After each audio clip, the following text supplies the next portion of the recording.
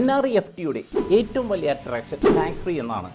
എന്നാൽ ഒരു വർഷം ഹോൾഡ് ചെയ്തില്ലെങ്കിൽ ₹1 പോലും പലിശ ലഭിക്കില്ല എന്നതാണ് ഇതിൻ്റെ ഏറ്റവും വലിയ പ്രശ്നം. എങ്ങനെ ഈ പ്രശ്നത്തെ സ്മാർട്ടായി അവോയ്ഡ് ചെയ്യുക എന്ന് നോക്കിയാലോ? തൊമ്മിച്ചനും ജോസിച്ചനും ₹10 ലക്ഷം NREFD ആയി ഡിപ്പോസിറ്റ് ചെയ്തു. 6 മാസം കഴിഞ്ഞപ്പോൾ ഇരുവർക്കും ₹5 ലക്ഷം അത്യാവശ്യം വന്നു. ജോസിച്ചൻ വേറെ ഒന്നും നോക്കിയില്ല, നേരെ പോയി FD ബ്രേക്ക് ചെയ്തു. ജോസിച്ചൻ്റെ ആ സമയത്തെ അത്യാവശ്യം നടന്നെങ്കിലും അതോടെ അതുവരെയും അക്യൂമുലേറ്റ് ചെയ്ത ₹35,000 പലിശ നഷ്ടമായി. എന്നാൽ തൊമ്മിച്ചൻ സ്മാർട്ടായി FD ബ്രേക്ക് ചെയ്തില്ല. അതിനു പകരം അതിൽ നിന്ന് ₹5 ലക്ഷം ലോൺ എടുത്തു. അതിന് അദ്ദേഹത്തിന് കിട്ടിക്കൊണ്ടിരുന്ന പലിശയേക്കാൾ 1% എക്സ്ട്രാ മാത്രമാണ് നൽകേണ്ടി വന്നത്.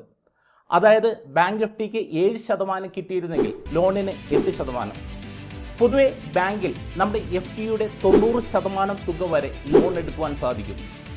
അതിനു സാധാരണയായി അവർ ഈടാക്കാറുള്ളത് 1% മുതൽ 2% വരെ എക്സ്ട്രാ പലിശയാണ്. ഈ ഓപ്ഷനാണ് തൊമ്മിച്ചൻ ഉപയോഗപ്പെടുത്തിയത്. ഇതിലൂടെ അദ്ദേഹത്തിന് ബാങ്ക് FDയുടെ പലിശയും ടാക്സേഷൻ ബെനിഫിറ്റും നഷ്ടമായില്ല.